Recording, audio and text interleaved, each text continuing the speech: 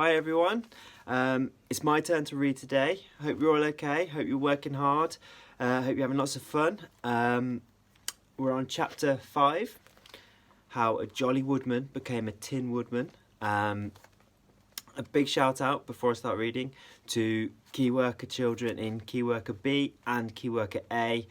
Hopefully you're working hard today, and key worker B, hopefully you're listening right now and you're ready for the story. Okay. A little while later, we were all walking along together. Tin Woodman, Scarecrow, Dorothy and me, when Dorothy asked one of her questions. She loved asking lots of questions back home, and she was no different now. When I come to think about it, I guess I use my nose, and Dorothy asks questions. I suppose that's just how we each of us find out about the world around us. We know how and why Scarecrow came to be made of straw, she began. But how come you're made of tin, if you don't mind me asking? Not at all, replied Tin Woodman. I wasn't like this always, you know. I was a regular sort of a woodman, like my pa, a forester. We lived in that cottage in the woods, Pa, Ma and me. Life was hard, but life was good.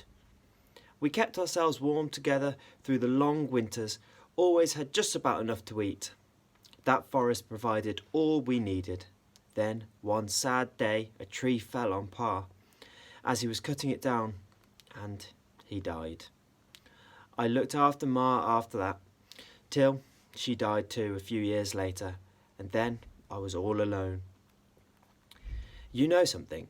You never know what lonely is till you're really alone. Alone all day, alone all night, with no one to talk to. I talked to myself a fair bit, sang when I worked, just to keep myself from getting too sad. But I was sad. Then one day I got lucky.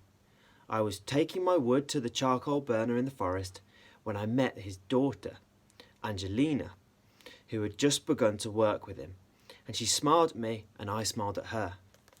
That's how these things often get started. Well, soon enough the two of us had decided we wanted to marry and be together. Her father was fine about it, but her mother took against me. Said her daughter deserved better than me, a man from the town with some money and good prospects, not a poor woodman who lived in the forest and chopped wood all day. Well, we told her we were going to get married whether she liked it or not. Do you know what that mother of hers did? She went to the Wicked Witch of the East and made a deal. She told the Wicked Witch she would give her 2 sheep and a cow if she would somehow stop the 2 of us getting married. And the Wicked Witch of the East, who was, if you didn't know it, just about the wickedest witch there ever has been in all the world. She put a spell on my axe, without me knowing, of course. I thought I was just being clumsy when the accidents began to happen.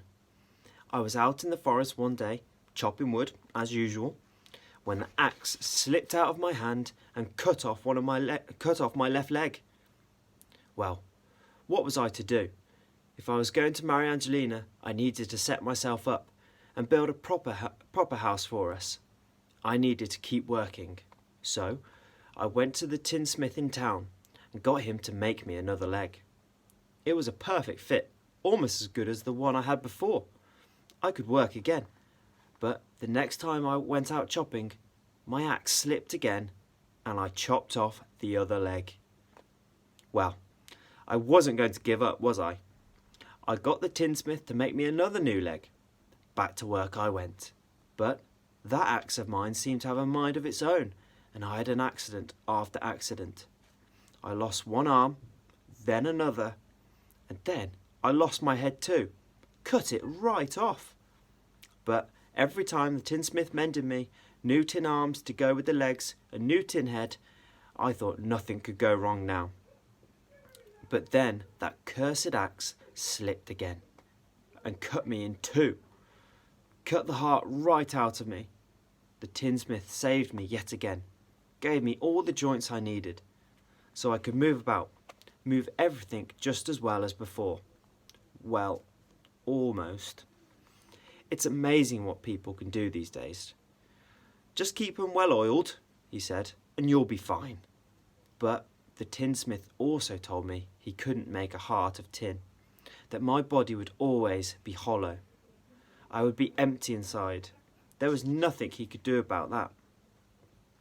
Angelina still loved me well enough, even though I was all made of tin now. But when I told her I had no heart inside me, that was more than she could bear, and her love for me died. Maybe I should never have told her, but I reckon you have to be honest and true with those you love. There was many a day afterwards when I wished I had never told her. After we parted, I didn't just feel empty inside. My whole life seemed empty. I was thinking then about what it would be like to lose Dorothy. Just the thought of it made me feel awfully sad and empty inside. I never thought I would, went on Tim Woodman. But in time, I got over it and became quite happy with my new clanky tin body. It shone in the sun and everyone noticed me in town. Everyone heard me coming and I liked clanking about. When I danced, it made everyone laugh. That's what got rid of my sadness. Laughter. Other folks' laughter. I learnt to laugh again. Now I was Jolly Woodman once more to my friends. And with a difference. I was Jolly Tin Woodman. I liked being different. I was proud of being different. And, what's more, I sang better now that I was tin, my voice booming louder. I liked to hear it echoing out through the forest as I worked. It didn't matter if my axe slipped anymore. It couldn't hurt me now. It just clanked and bounced off. There was only one problem, I discovered. My joints, if ever I got wet, they would stiffen up and rust. So I knew I had to keep an oil can handy all the time, which I did. But then one day I forgot it. Left it in the cottage by mistake one morning when I went off to work, and I was caught in a sudden thunderstorm. I don't like being out there in the open when there's lightning about. Lightning likes tin. Did you know that? I don't know what it is, but if there's lightning about, it seems to want to seek me out. And if it strikes me, and it has too, well, it hurts. My, how it hurts. It burns me, scorches me. There he is. I wanted to run home to get my oil can, but I didn't dare. I stayed under the trees and just got wet, dripping wet. And then the storm raged on and on. Rained cats and dogs it did. Anyway, it wasn't long before my joints stiffened up, and then they rusted. Neck first, shoulders, hips, knees, ankles, and soon I couldn't move at all. So that's how come you found me a year and more later, stiff as a poker and all rusted up. But standing there for so long gave me time to think. You have to keep hoping, I told myself, hoping and dreaming. It was my dream and my hope to have a heart again one day. And then you came along, my dear friends, and now I'm off to see the great Wizard of Oz to ask him for a new heart. Won't a new heart be wonderful? Not as wonderful as brains, Scarecrow told him. Brains are more useful than a heart. For a fool like me would not even know what to do with this heart. Give me brains any time. But I promise you, Scarecrow, said Tin Woodman, brains cannot make you happy, not without a heart, and happiness is the most wonderful, most important thing in the whole wide world. But I was thinking not about hearts or of brains, but of sausages. Happiness for me was sausages. To be honest, I didn't much care which it was better to have, brains or a heart. I was hungry. And I think Dorothy felt the same, though she didn't say so. All she had in her basket now, besides Uncle Henry's hat, was that oil can.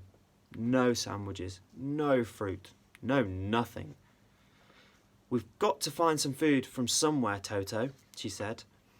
I've often noticed that Dorothy and me, we often seem to be thinking the same thing at the same time. I think it's because we know each other so well, and that's because we love each other so much. Right, guys, that leaves us on to chapter 6. Have a great rest of your day, and hopefully I'll see you soon.